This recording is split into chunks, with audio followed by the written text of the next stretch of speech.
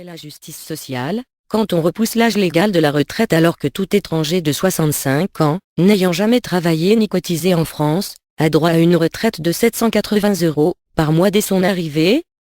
Où est la justice sociale, quand une femme de paysan, ayant travaillé 50 ans à la ferme, n'a pas droit à ces 780 € au prétexte que son mari et elle dépassent le plafond de 1200 € de minimum vieillesse pour un couple?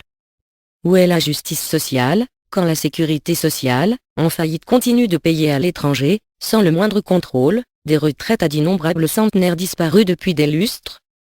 Où est la justice sociale, quand l'aide médicale d'État soigne 220 000 sans-papiers chaque année, à raison de 3 500 € par malade, alors que la sécurité sociale ne dépense que 1 600 € par affilié, qui travaille et cotise? Où est la justice sociale, quand des étrangers bénéficient de la CMU et d'une mutuelle gratuite, alors que 5 millions de Français n'ont pas de mutuelle, trop riches pour bénéficier de la mutuelle CMU, mais trop pauvres pour s'en payer une? 30% des Français ont différé leurs soins en 2011. Où est la justice sociale, quand on sait que 10 millions de fausses cartes vitales sont en circulation et permettent de soigner des milliers d'étrangers, sous une fausse identité, au détriment des ayants droit? Où est la justice sociale, quand la France entretient des milliers de polygames, certains d'entre eux percevant plus de 10 000 € par mois sans travailler, alors que la polygamie est interdite et que nos comptes sociaux sont dans le rouge? Où est la justice sociale, quand une famille nombreuse étrangère est prioritaire pour un logement social, alors qu'un jeune couple français doit attendre 7 ou 8 ans son premier logement pour avoir un enfant? Où est la justice sociale, quand on sait qu'1 million de faux passeports donnant droit à la manne sociale sont en circulation sur les 7 millions de passeports biométriques soi-disant infalsifiables?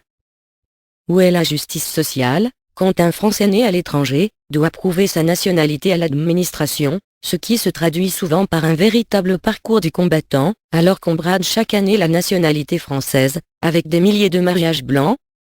Où est la justice sociale, quand on veut donner le droit de vote aux étrangers, alors que nos élus ont confisqué aux citoyens leur non au référendum sur la Constitution européenne, et que des millions d'électeurs, de droite ou de gauche, ne sont pas représentés au Parlement?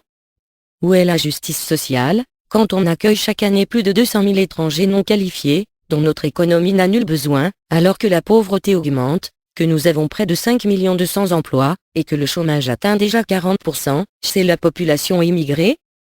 Où est la justice sociale, quand le contribuable finance des associations qui ne combattent que le racisme à sens unique alors que le racisme anti-français est systématiquement ignoré, et les plaintes classées sans suite? Où est la justice sociale, quand on condamne un journaliste pour avoir énoncé une vérité sur la délinquance étrangère, alors que des rappeurs incitant à la haine ne sont jamais inquiétés au nom de la liberté d'expression? Où est la justice sociale, quand la délinquance explose et que les droits des voyous passent avant ceux des victimes? Car si l'intégration a totalement échoué, c'est tout simplement parce que nos dirigeants ont confondu antiracisme et acceptation de l'autre avec le renoncement à nos valeurs. Il ne fallait rien changer au moule républicain, qui a permis depuis des siècles à des millions d'immigrés de devenir des citoyens français. Les règles d'intégration, qui ont fait leur preuve avec des générations d'immigrés, étaient la force de la République. La faute majeure de nos élus est de les avoir ignorées.